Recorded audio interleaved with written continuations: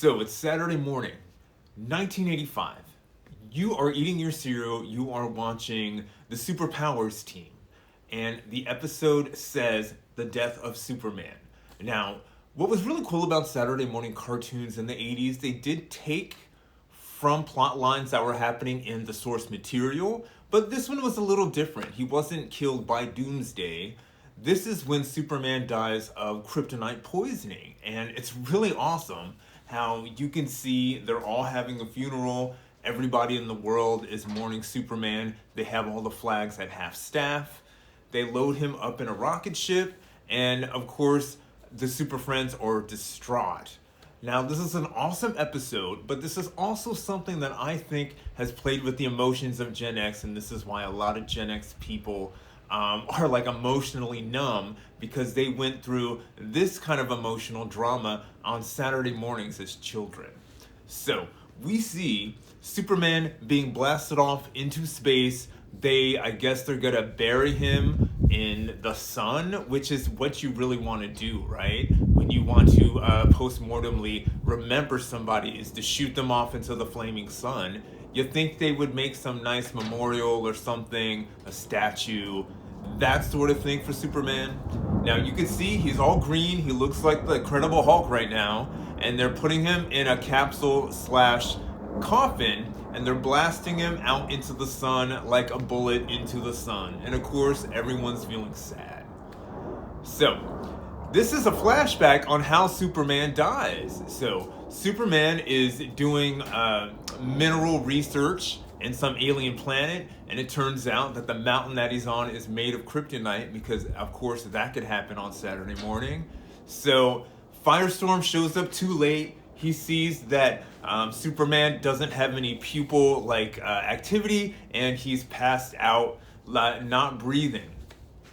So after the funeral, it turns out that the Super Friends go to the Fortress of Solitude, and a robot of Superman shows them a video of Superman attempting to go off into a trance just in case he's ever affected by kryptonite poisoning.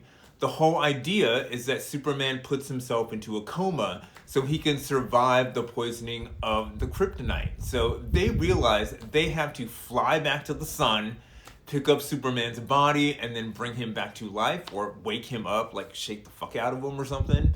So they fly into the sun, they pick up Superman's body, and then immediately they fly back to Earth because, of course, evil aliens have taken over the planet since Superman has died.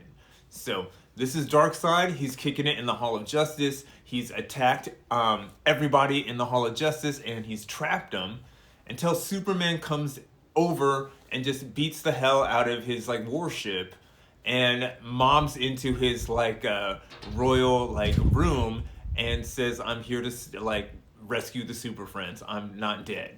So nobody can believe it. He uses his Omega Beam. There's no other cartoon where the Omega Beam does nothing to Superman, but in the 80s, the Omega Beam did nothing to Superman. Later on in the 90s and the 2000s, the Omega Beam would kick his ass. But the deal is, Superman always learns how to fight and get stronger. It's very Goku, or rather Goku is very Superman. It's the same story. So, he's getting shot with the Omega Beam. It ain't doing nothing. Darkseid's like, "Urgh," and then just mobs out. And then it ends with everyone just being happy that Superman is really alive. And they really can't believe that they went through that whole experience. And the funny thing is, this is why Gen X is so not able to process complex emotions. I blame the Super Friends. Hugs, health, and happiness from Las Vegas.